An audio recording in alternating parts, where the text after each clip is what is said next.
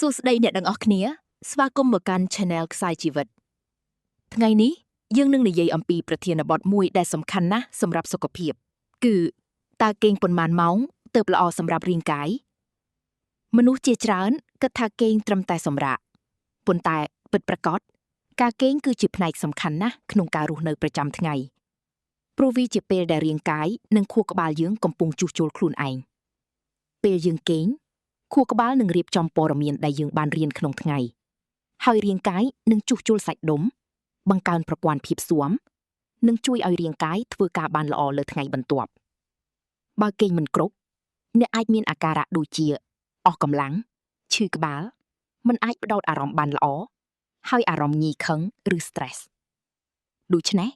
សំណួរមកវិញគឺតើត្រូវគេងប៉ុន្មានម៉ោងជាមធ្យម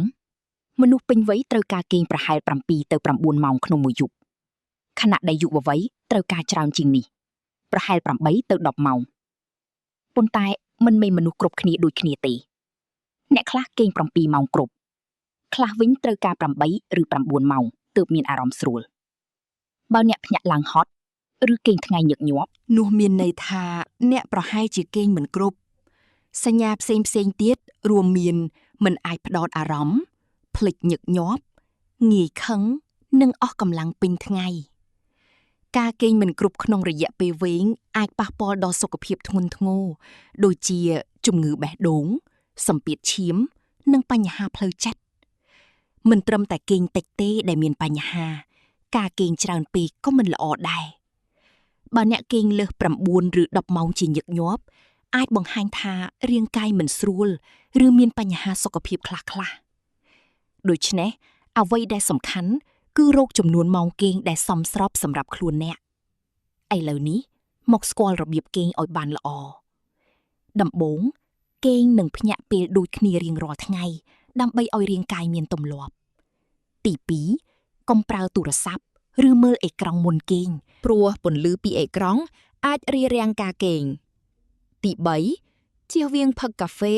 ឬភេសជ្ជៈដែលមានកាហ្វេអ៊ីនពេលយប់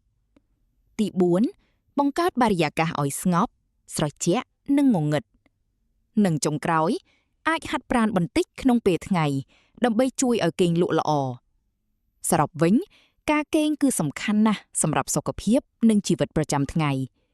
មនុស្សពេញវ័យគួរគេងប្រហែល7ទៅ9ម៉ោងក្នុងមួយយប់